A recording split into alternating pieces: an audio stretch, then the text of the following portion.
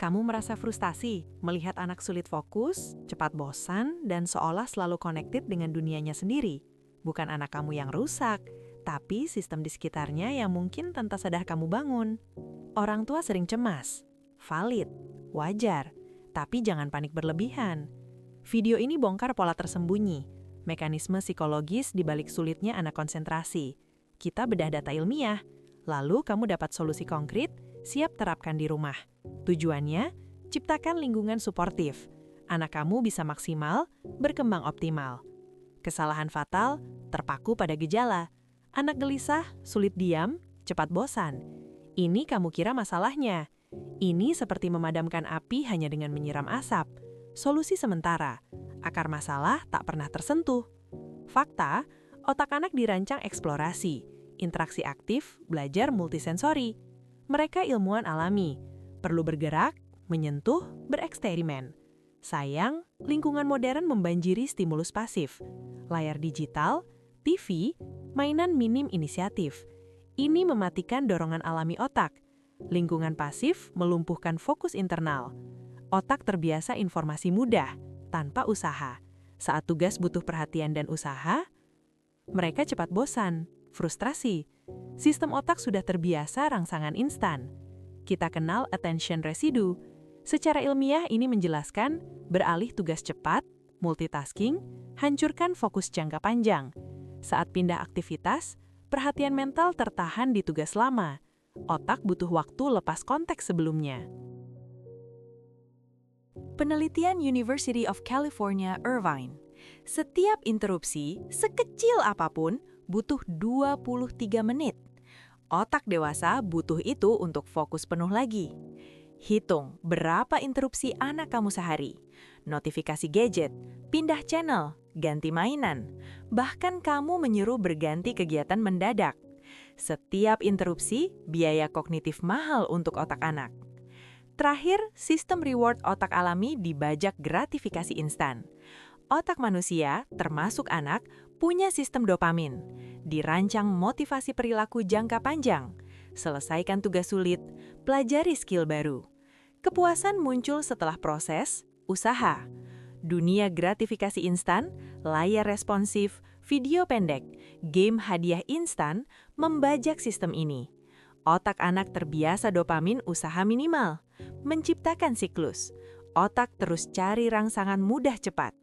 Tugas butuh kesabaran, usaha berkelanjutan, gratifikasi tertunda. Sangat sulit menarik atau mempertahankan perhatian mereka. Bukan malas, tapi otaknya terprogram ulang lingkungan. 7 kesalahan fatal orang tua. Lingkungan stimulus pasif berlebihan. TV selalu menyala, gadget berisik. Otak anak dibanjiri input tanpa henti, tidak terlatih memilih fokus. Peralihan tugas cepat dan interupsi berlebihan, memaksa anak pindah aktivitas mendadak, memicu attention residue, hambat konsentrasi jangka panjang. Terlalu banyak mainan pasif, mengandalkan mainan elektronik tanpa interaksi fisik atau mental aktif. Otak tidak terstimulasi optimal. Gratifikasi instan tanpa syarat, memenuhi keinginan anak tanpa proses menunggu atau usaha, melemahkan delayed gratification muscle. Rutinitas harian monoton, jadwal membosankan, tanpa kejutan atau tantangan. Anak kehilangan rasa penasaran, mudah bosan. Overscheduling dan kurang bermain bebas, jadwal padat les atau kursus, minim kesempatan eksplorasi mandiri, kreativitas. Ketergantungan hadiah eksternal berlebihan, imbalan materi jadi pendorong utama, merusak motivasi intrinsik, fokus pada hasil instan. 5 strategi kunci memperbaiki fokus anak. 1. Identifikasi silent saboteurs. Audit 24 jam lingkungan anak. Minimalisir stimulus berlebih, layar, suara bising, mainan berantakan. Kurangi kebisingan kognitif.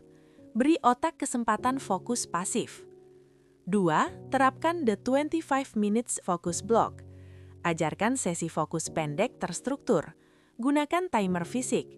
Lalu jeda aktif singkat. Bangun otot fokus bertahap. latih disiplin waktu. 3. Bangun sensory rich play. Ganti mainan pasif dengan aktivitas multisensorik. Balok, tanah liat, pasir kinetik, eksperimen sains.